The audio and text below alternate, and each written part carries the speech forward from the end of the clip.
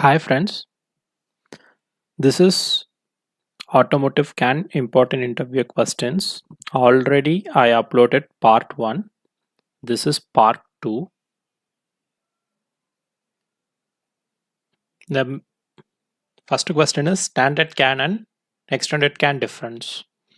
So here the number of identifiers can be accommodated for standard frame are 2 power 11 and the number of identifiers more compared to base frame for extended frame is 2 power 29. So they will ask, sure, uh, number of identifiers. How many? What is the different? What is the maximum difference? They will ask. So here the IDE bit is 1 for extended frame, that is recessive, and IDE bit 0 for standard frame, that is dominant. Next, explain the types of CAN error.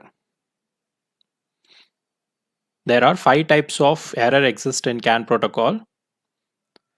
2 of these works at a bit level and other 3 works at a message level. So you should know. First one is cyclic CRC, cyclic redundancy check. Each message features a 15-bit cyclic redundancy check CRC, and any node that detects a different CRC in the message that what it has to calculate itself will signal a ERC error, CRC error. So the transmitter will send the message and they have some CRC, and the receiver also have some CRC. If the calculation is mismatched, then this error will happen. Next one is bit monitoring. Each transmitter on a CAN bus monitors the transmitted signal level. If the bit level actually reads differ from the one transmitted, a bit error is signaled. No bit error is raised during the arbitration process. Then bit stuffing. Already in the CAN explanation, in-depth explanation, I explained in depth about bit stuffing. When 5 consecutive bits of the same level have been transmitted by a node, it will add a 6th bit of the opposite level to the outgoing bit stream. If it is 5 dominant bits, means the 6th bit will be recessive, or else the 5 recessive bit means the 6th bit will be dominant. So the receiver will remove this extra bit. This is done to avoid excessive DC components on the bus. But it also gives the receiver an extra opportunity to detect errors. If more than 5 consecutive bits of the same level occurs on the bus, so a stuff error is signaled. Next one, acknowledgement check. All nodes on the bus that correctly receives a message are expected to send a dominant level in the so-called acknowledgement slot in the message. The transmitter will transmit a recessive level here. If the transmitter can't detect a dominant level from in the acknowledgement slot, an acknowledgement error is signaled. It's simple. While the transmitter node transmitting the message, it will send one acknowledgement recessive level of bit. By back, you will get the after sending the transmitter will get a dominant level of acknowledgement from the receiver. If it is not get by the transmitter, then that acknowledgement error will be signaled. And another one is frame check. Some parts of the CAN message have a fixed format. That is, standard defines exactly what level must occur and when.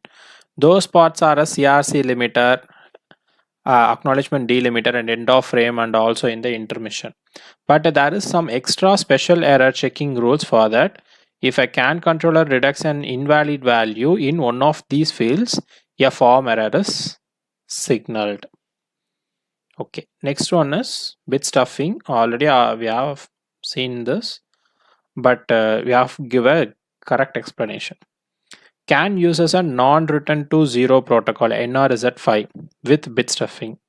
The idea behind bit stuffing is to provide a guarantee edge on the signal, so the receiver can resynchronize with the transmitter before minor clock discrepancies between the two nodes can cause a problem.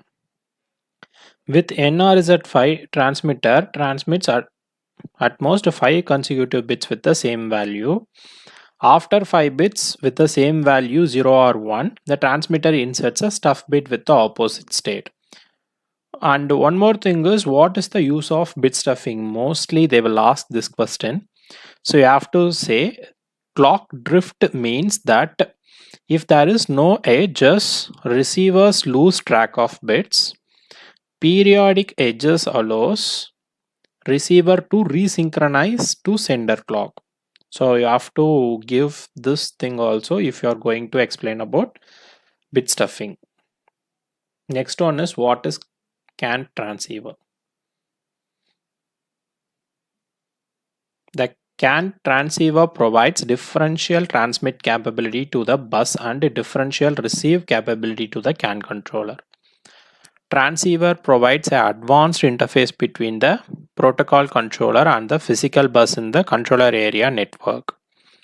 Typically, each node in the CAN system must have a device to convert the digital signals generated by a CAN controller to signals suitable for transmission over the bus cabling. Differential output. It also provides a buffer between the CAN controller and the high voltage spikes that can be generated on the CAN bus outside sources, that is electromagnetic interference or transients. The CAN transceiver is a device which detects a signal level that are used on a CAN bus to the logical signal levels recognized by the microcontroller.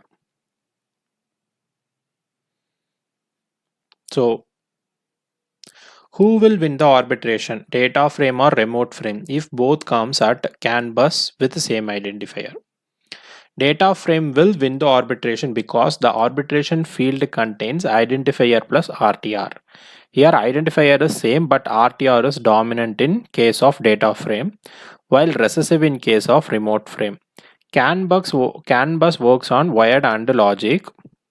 So 1 and 0 equal to 0. So the final value on CAN bus will be dominant. So ECU which sends data frame RTR equal to 0 will get same value what it transmitted, while ECU which sent remote frame will not get the same value, and consider that bus is busy and stop for the transmissions and wait for the bus to be ideal, and another ECU will continue its data frame transmission. Thank you.